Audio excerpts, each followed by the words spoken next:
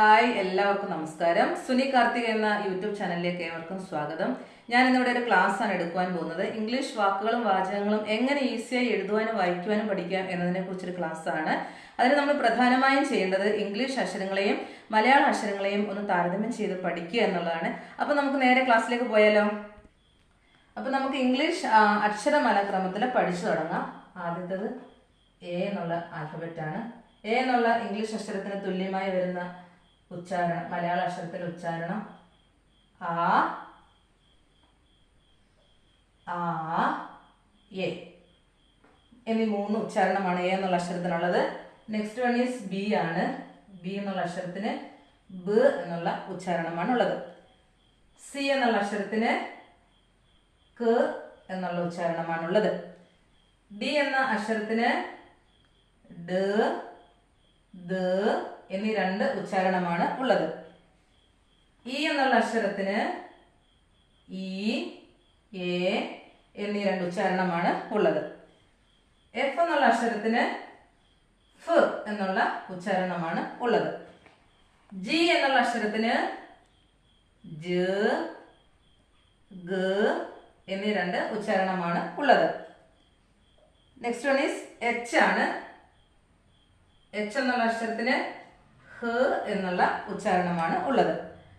I എന്നുള്ള അക്ഷരത്തിന് ഈ, നമ്മൾ ഉച്ചരിക്കുന്നത് പോലെ തന്നെ ഐ എന്നുള്ള ഉച്ചാരണവും ഉണ്ട്.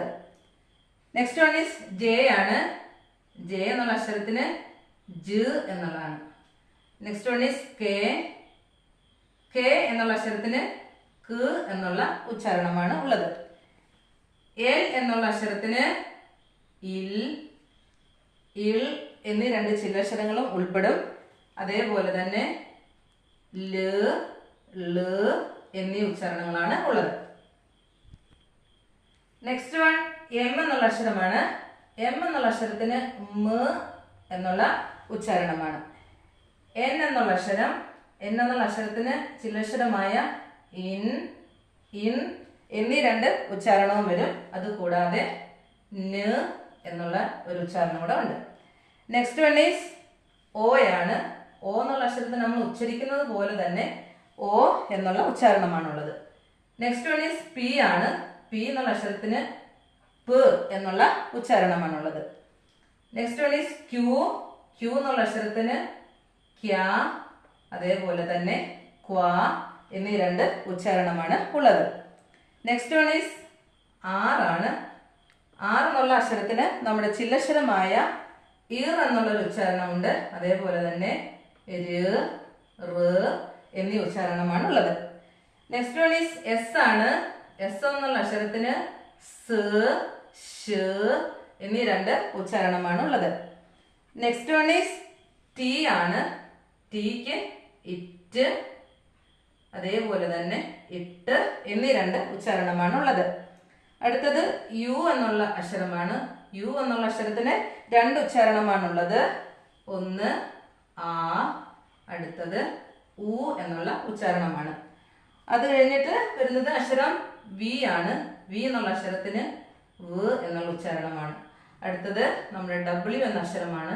ഡബ്ല്യു എന്ന അക്ഷരത്തിനും വ് എന്നുള്ള ഉച്ചാരണമാണ് ഉള്ളത്. എക്സിന് നമ്മളത് ഉച്ചരിക്കുന്ന പോലെ തന്നെ ഇക്സ് എന്നുള്ള ഒരു ഉച്ചാരണമാണ് ഉള്ളത്. അപ്പം അടുത്തത് വൈ എന്നുള്ള അക്ഷരമാണ്. വൈ എന്നുള്ള അക്ഷരത്തിന് രണ്ട് ഉച്ചാരണമാണുള്ളത്. ഒന്ന് യ്, അടുത്തത് E. Last one is Z ആണ്. ഇസഡ് എന്നുള്ള അക്ഷരത്തിന്റെ ഉച്ചാരണം സ് എന്നുള്ളതാണ്. അപ്പൊ നമ്മളിങ്ങനെ പഠിച്ചു കഴിഞ്ഞാൽ നമുക്ക് വേഗം തന്നെ ഇംഗ്ലീഷ് വാക്കുകളും വാചകങ്ങളും എഴുതാനും വായിക്കാനും പഠിക്കാം. അപ്പം ഇംഗ്ലീഷ് മലയാളം അക്ഷരങ്ങളെ താരതമ്യം ചെയ്തുകൊണ്ട് എങ്ങനെ വേർഡ്സും സെന്റൻസും പ്രൊനൗൺസ് ചെയ്ത് എഴുതാൻ പഠിക്കാം എന്നുള്ളത് നമുക്ക് അടുത്ത ക്ലാസ്സിൽ പഠിക്കാം. അതുവരേക്കും ബൈ ബൈ.